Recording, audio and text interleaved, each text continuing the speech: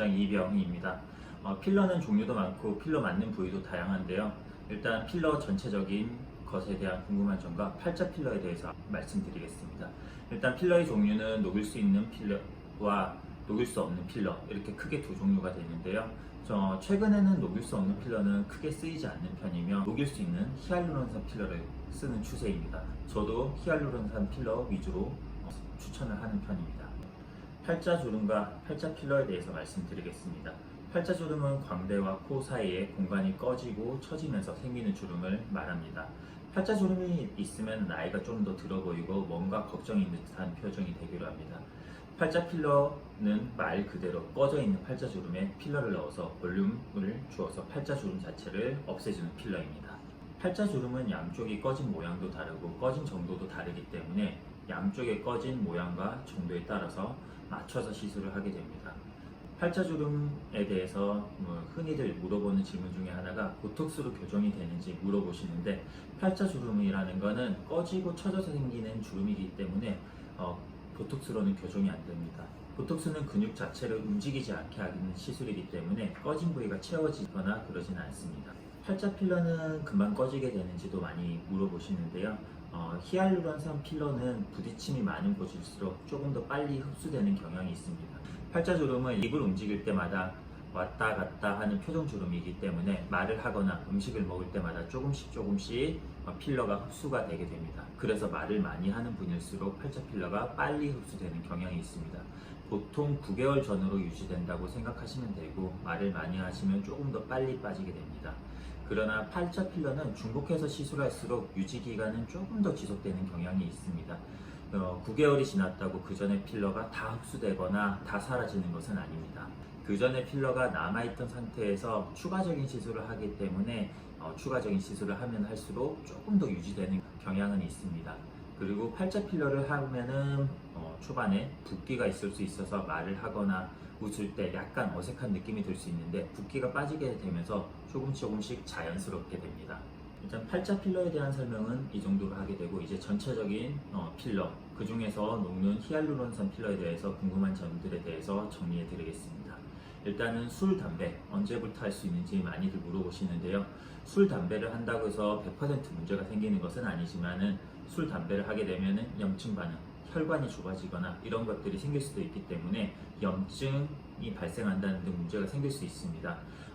술이나 담배는 최소한 3에서 일주일 정도는 피하는 것을 권장하며, 혹시나 술, 담배 이후에 시술 부위가 붉어지거나 통증이 생기면 병원으로 즉시 오시길 바랍니다. 그리고 흔히들 많이 여쭤보는 질문 중에 하나가 세안이나 화장 언제부터 가능한지도 여쭤보시는데요. 세안이나 화장은 바로 하셔도 됩니다. 바로 한다고 문제가 되는 것은 없습니다. 바늘이 들어갔던 부위는 이제 직접 외부로부터 균이 들어갈 수도 있고 이런 조심은 해야 되겠지만은, 저희 같은 경우는 테이프를 붙여드리면서 그 자리에 외부로부터 보호를 해주기 때문에 직접적인 자극만 없으면 괜찮습니다. 실수로 필러를 눌러서 모양이 변한 것 같거나 이럴 때 어떻게 해야 되는지도 많이 여쭤보시는데요.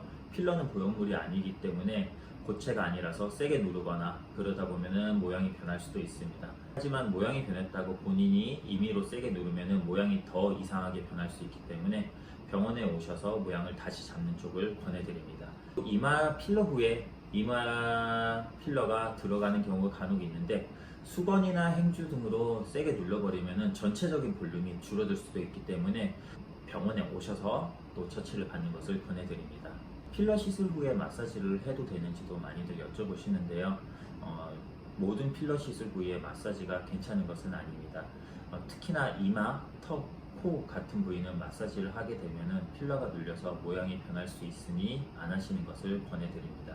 하지만은 팔자 필러 같은 경우는 팔자주름이 표정주름이라서 이제 뭉치거나 이런 경우들이 있기 때문에 마사지를 해서 조금씩 덜 뭉치게 하는 경우도 도움이 될 수는 있습니다.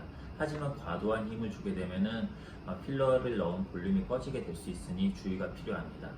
그리고 여러 병원을 옮겨 다니면서 필러를 맞아도 되는지 또 많이 여쭤보시는데요. 혹시라도 문제가 생겼을 경우 히알루론산 필러, 녹일 수 있는 필러는 녹이면 되지만은 녹지 않는 필러는 녹이는 것으로 해결이 안 되기 때문에 가급적이면 다른 성분은 섞어서 쓰지 않는 것을 권합니다.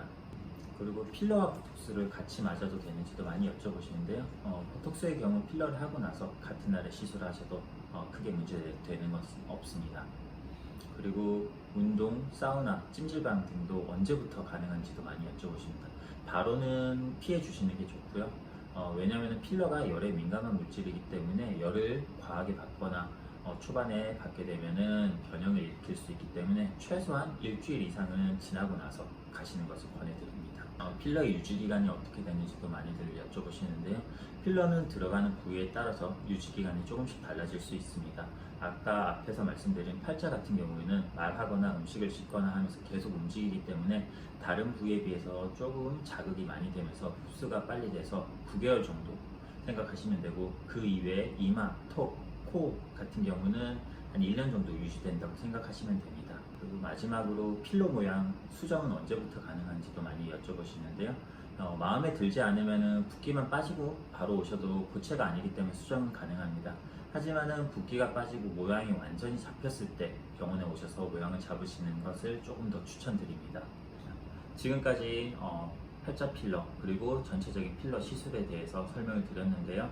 앞으로 필러 시술을 받거나 하실 때 큰 도움이 되셨으면 합니다. 감사합니다.